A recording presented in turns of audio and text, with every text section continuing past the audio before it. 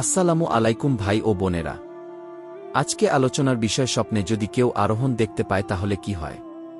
তবে পূর্বের মতো আমরা এখনও বলি যে একই স্বপ্নের ব্যাখ্যা ভিন্ন ভিন্ন হতে পারে, তা আপনার বয়স, পেশা, বিবাহিত নাকি অবিবাহিত, নারী নাকি পুরুষ ও আপনার বর্তমান পরিস্থিতির উপর নির্ভর করে। স্বপ্নে আরোহণ দেখার ব্যাখ্যা আমরা কিতাব থেকে যেটুকু পেয়েছি তাতেই আমরা বর্ণনা করেছি।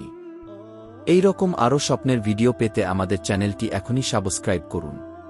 আশা করি আল্লাহর অশেষ রহমতে আপনারা সকলেই ভালো আছেন, আলহামদুলিল্লাহ। স্বপ্নকে আরবি ভাষায় রুইয়া এবং ফার্সিতে খোয়াব বলা হয়।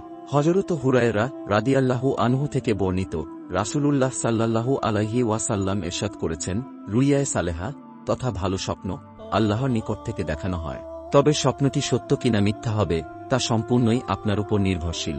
ইসলামিক হাদিস অনুসারে যদি আপনি পাক পবিত্র অবস্থায় ডান কাঁধ হয়ে ঘুম আসেন এবং রাত 12টার পর থেকে ফজর আজানের আগে যদি কোনো ভালো স্বপ্ন দেখে থাকেন, তাহলে এটি আল্লাহর নিকট থেকে দেখানো হয়েছে এবং খুব অচিরেই আপনার স্বপ্নটি সত্য হবে ইনশাআল্লাহ।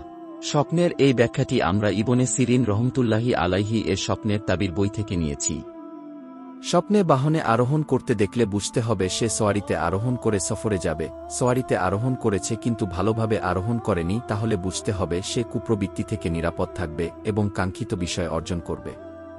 স্বপ্নে কারো ঘাড়ে চলতে দেখলে বুঝতে হবে সে মৃত্যুবরণ করবে, মানুষ তার জানায়া বহন করবে। কারো মতে মানুষের ঘাড়ে আরোহণ করা কোনো কঠিন বিষয়ের ইঙ্গিত। ঘাড় থেকে পড়ে গেছে দেখলে বুঝতে হবে তার চাহিদার জিনিস পাবে না।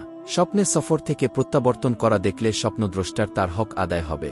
কারো মতে তার দুর্দশা এবং মন্দ অবস্থা থেকে মুক্তির রাস্তা বের হবে, নেয়ামত পাবে। কখনো এই স্বপ্ন গোনাহ থেকে তাওবার লক্ষণ। তাওবার অর্থ হল গোনাহ বর্জন করা এবং বর্জনের ওপর অটল থাকা।